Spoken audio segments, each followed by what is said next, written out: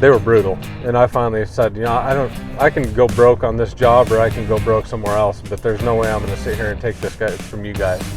And sure enough, first part of the year rolls around and here comes the lawsuit.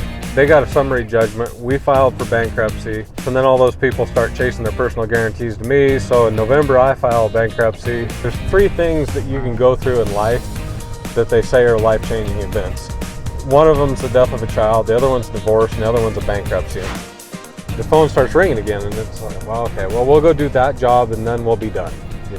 When this is, and then it was like, okay, we're going to do that job, and then we'll be done. And both him and finally, I remember one day we're like, what do you think? Should we just try and make a go of it again? I'm Mark Olson. Luke Gibson and I have a combined 50 years in construction as fence contractors. In that time, we have both experienced failures and success. We travel the country talking with other contractors who share their experiences in hopes that their stories can make you a more successful contractor.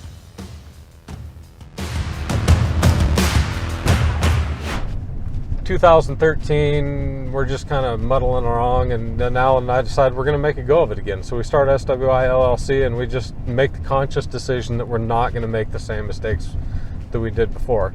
Now that came with its own set of challenges, because as Olson Fencing, we had to start from zero and make the phone ring. So you're slowly growing.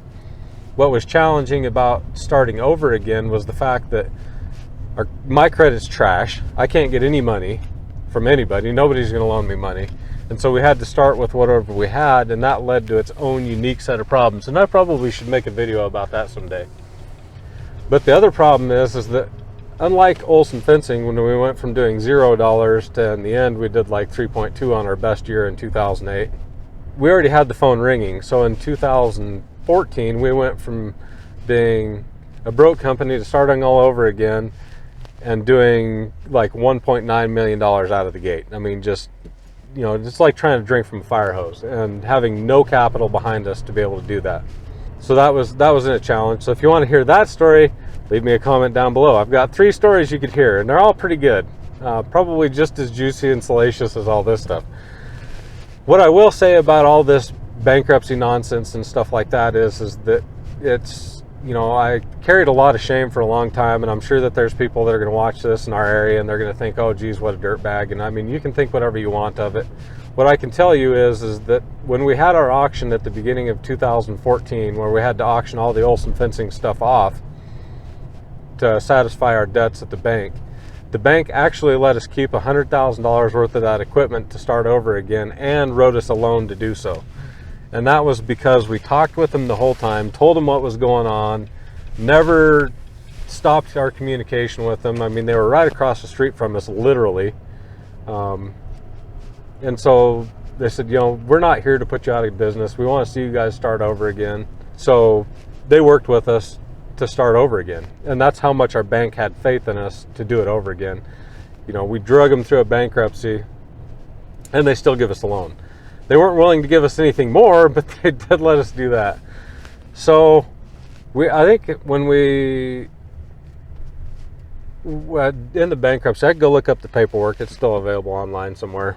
And I'm thinking about doing a video about that so you can all see. But we had about $1 million worth of debt, I want to say, versus vendor debt, bank, just all the different various types of debt.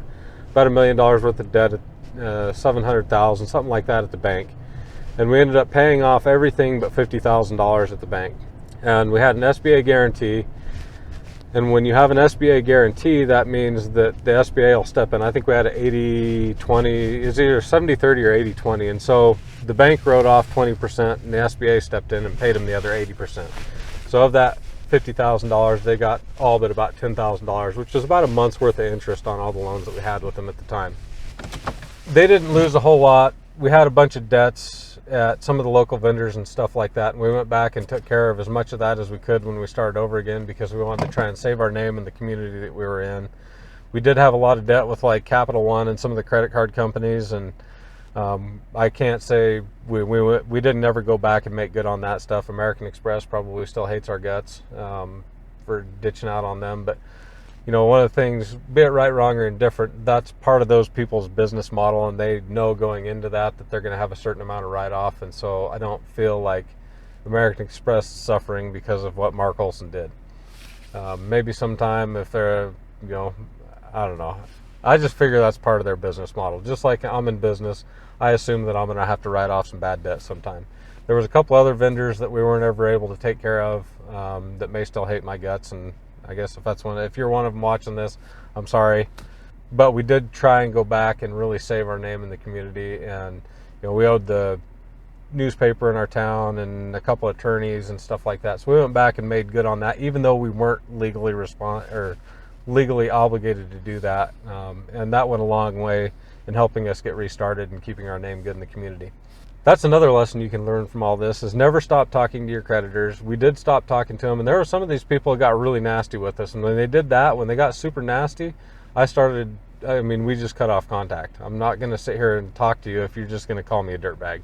I'm doing the best I can with a really crappy situation, and it's the people that treated us with respect is the ones that we kept in communication with and had the best chance of ever getting paid for. So regardless of what side of that coin you might find yourself on in one day, just remember that.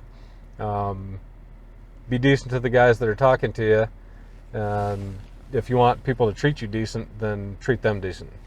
So we did go back, and I could look. The biggest part of that whole bankruptcy and why we had the bankruptcy is because there was no way I was ever going to pay off that summary judgment that we ended up getting against us. And I think that was $350,000. And we were just bleeding dry. There just wasn't a cash reserve to pay that out of. We weren't making any money. And at that time, it looked like we had zero future. That was the end of Olson Fencing. It's pretty... it's disappointing that I drug my name through the dirt to do all that stuff. I don't have anybody else to blame. You will never ever hear me say that was somebody else's fault. It wasn't even YDOT's fault. So while YDOT was a catalyst to make that happen, it's not YDOT's fault that happened. It was my fault for doing work for people that I knew I shouldn't do work for. I knew I never should have bid that job. I shouldn't have bid such a big job for a customer that I knew had a bad history with our company.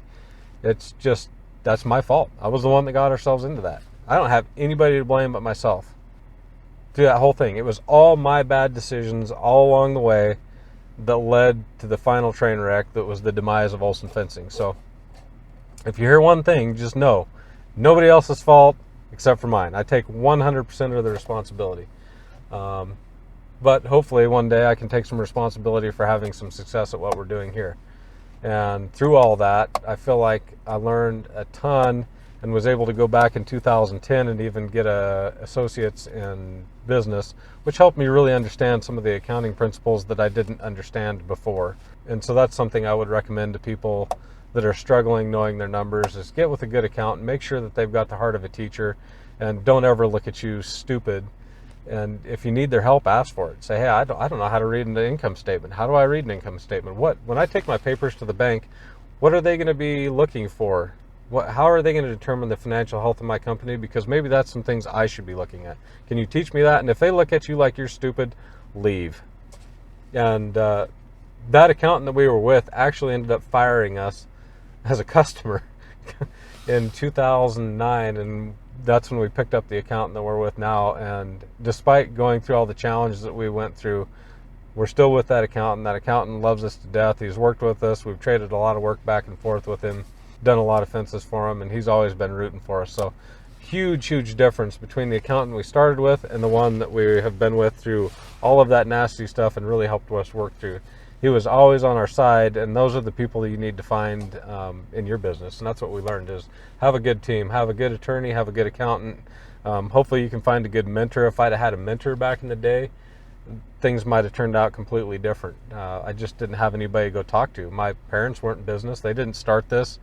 So when I ran into trouble, I didn't know who to talk to that would understand what I was doing and how to get out of it. I needed somebody that could kind of walk me through those tough times, that would have said, hey, in 2009, don't panic, get the work you can, but make sure you keep your prices up. So that's everything we did wrong, and that's how we destroyed a company. And it took us 10 years to fail, but by golly, we got it done. I'll stick in there and get it done, and that's what I did. I got it done. I failed like a champ. If you've got a failure story, I'm more than happy to hear it. I love to hear success stories. If you're struggling, reach out to me and send me a message. I'm more than happy to tell you what I know about it. which is way more than I wish I knew about it. I can tell you all about bankruptcy. Funny story. We had a guy working for us here not too long ago, and he was able to dig up the fact that we went bankrupt as Olson Fencing. And then I was on the board, the hospital board, when the hospital district, not the hospital district, the hospital declared bankruptcy because of a lot of lawsuits. And that guy wanted to attribute, I mean, granted, I'm responsible for Olson Fencing. He wanted to say that I was part of the reason the hospital district declared bankruptcy. And he's like, and so he sent out a letter to all, I mean, he got all of our team members' addresses and sent out, and then it's only a matter of time before he does it again. SWI is going down. And I'm like, oh my gosh. So there are those people in your life that are going to try and tear you down no matter what. And I remember how I felt. I was freaking mad about that. I was like, I had responsibility for one of those things. One hasn't failed, and I don't plan on it failing. The other one, I didn't have any. I was a volunteer on a hospital board. Well, I didn't have anything to do with any of that, and he was trying to attribute that to me. So that was pretty comical. And people are always there to tear you down. But through all that, there's a lot of really good things that I learned, and that's what I'm trying to share through this channel and this is not fence specific, so I don't know where you're coming to us from, but the things I'm talking about here really don't have anything to do with fence. These are things that could happen if you're a tile setter or an electrician or a carpenter or a flooring guy, or I don't care what you are. If you're in contracting or even in business in general, these are things that can happen to you. You can be really good at what you do.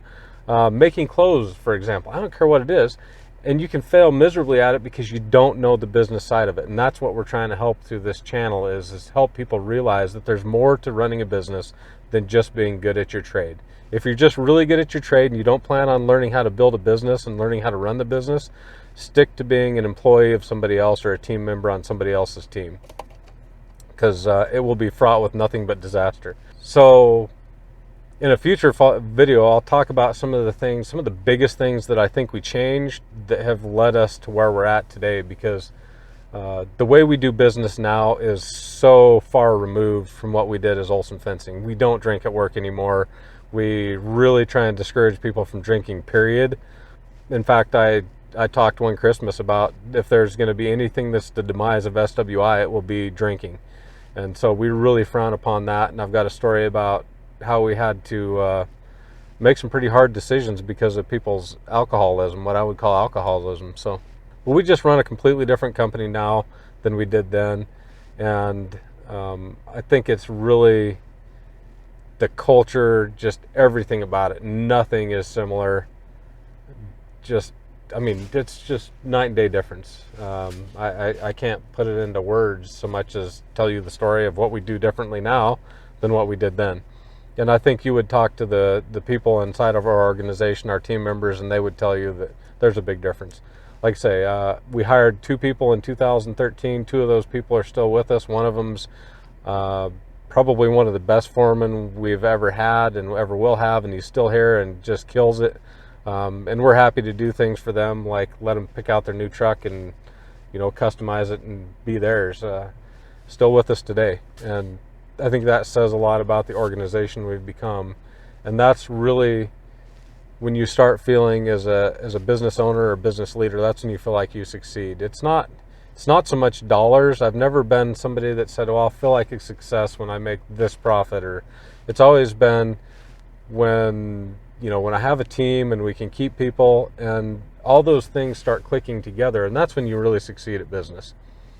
You can't succeed if you don't treat your people good. There's so many parts that have got to line up and that you have to understand before you'll ever succeed. And there's anomalies out there. I'm sure you can find people that have been successful at business and treated people like complete garbage, but they're not, if you want to have a business that anybody cares about, that's not how you do it. Not in business with my brother Carl anymore, and that's probably a good thing. Him and I have some personality conflicts. We love each other to death, but I just don't think we're cut out to be in business together. Alan and I do a lot better together than Carl and I did, and that's one of the things that changed.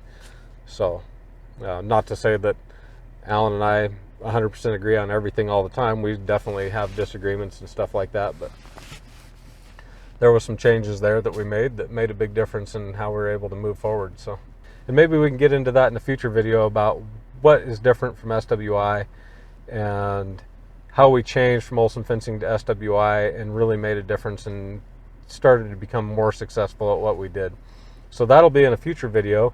And if you want to hear some of these other stories, make sure you comment, share this with everybody you know, because that's really what we need. We need to get this information out to as many people as we possibly can. If you're hurting, there's 10 like you, and the reality is there's more people running businesses poorly than there are running them well. And this information is should be very valuable regardless of who you are and what construction trade you're in, or even if you're in business in general. So don't think about this as a fence story. Think about this as a business story, and share this with anybody you know in business that could possibly get some help from it. If you have a failure story, reach out to me anytime. I'm not too hard to get a hold of. Most people know how to do it. So you have a good dang day.